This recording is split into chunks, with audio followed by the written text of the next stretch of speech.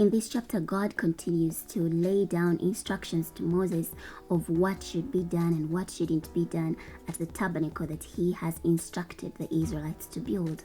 Exodus chapter 28. And you, bring near to you your brother Aaron and his sons with him from among the Israelites, so that they may minister as my priests. Aaron, Nadab and Abihu, Eleazar and Ithamar, Aaron's sons. You must make holy garments for your brother Aaron, for glory and for beauty. You are to speak to all who are specially skilled, whom I have filled with a spirit of wisdom, so that they make Aaron's garments to set him apart to minister as my priest. Now these are the garments that they are to make: a breastpiece, an ephod, a robe, a fitted tunic, a turban, and a sash. They are to make holy garments for your brother Aaron and for his sons, that they may minister as my priests. The artisans are to use the gold, blue, purple, scarlet, and fine linen. They are to make the ephod of gold, blue, purple, scarlet, and fine twisted linen, the work of an artistic designer. It is to have 2 shoulder pieces attached to 2 of its corners, so it can be joined together. The artistically woven waistband of the ephod that is on it is to be like it, of one piece with the ephod of gold, blue, purple, scarlet, and fine twisted linen. You are to take 2 onyx stones and engrave on them the names of the sons of Israel, 6 of their names on one stone, and the 6 remaining names on the second stone, according to the order of their birth. You are to engrave the 2 stones with the names of the sons of Israel, with the work of an engraver in stone, like the engravings of a seal.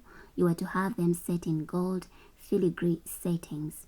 You are to put the 2 stones on the shoulders of the ephod, stones of memorial for the sons of Israel, and Aaron will bear their names before the Lord on his 2 shoulders for a memorial. You are to make filigree settings of gold, and 2 braided chains of pure gold, like a cord, and attach the chains to the settings. You are to make a breastpiece for use in making decisions, the work of an artistic designer.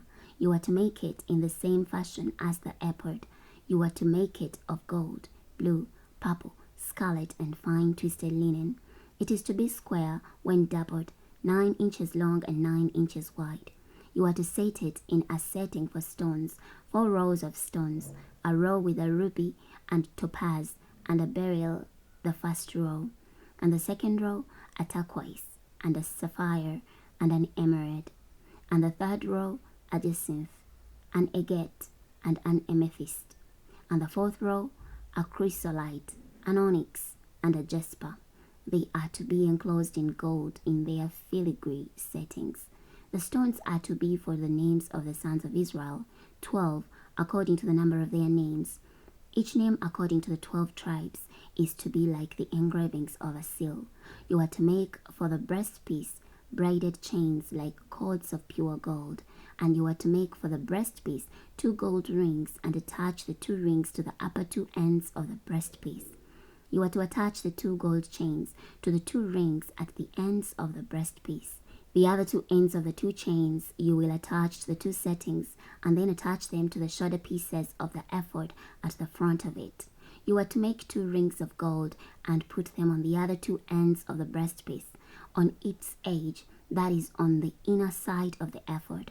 You are to make 2 more gold rings and attach them to the bottom of the 2 shoulder pieces on the front of the ephod, close to the juncture above the waistband of the ephod.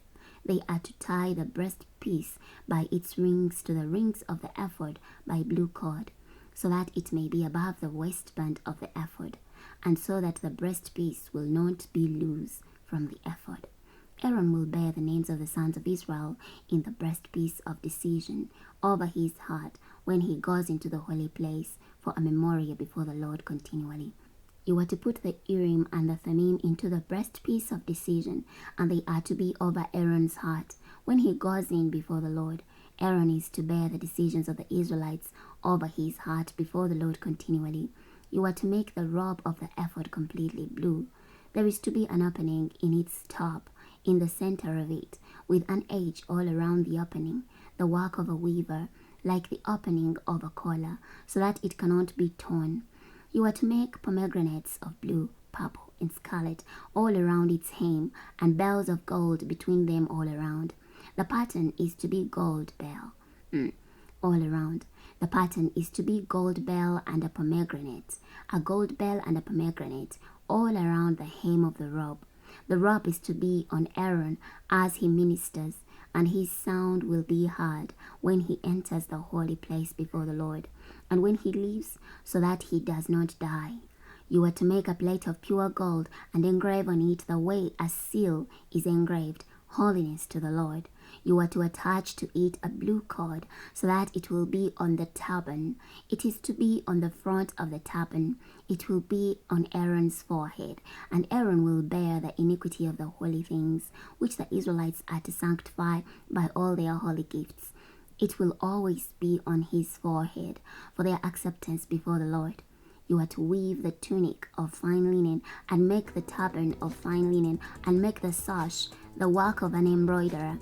For Aaron's sons you are to make tunics, sashes, and headbands for glory and for beauty. You are to clothe them, your brother Aaron and his sons with him, and anoint them, and ordain them, and set them apart as holy, so that they may minister as my priests. Make for them linen undergarments to cover their naked bodies. They must cover from the waist to the thighs. These must be on Aaron and his sons when they enter to the tent of meeting, or when they approach the altar to minister in the holy place, so that they bear no iniquity and die. It is so to be a perpetual ordinance for him and for his descendants after him. We're going to end here today. Next time we're going to continue with the instructions that God is giving to Moses in regards to the priests who are serving in the tabernacle. Next time we're going to be starting from Exodus chapter 29.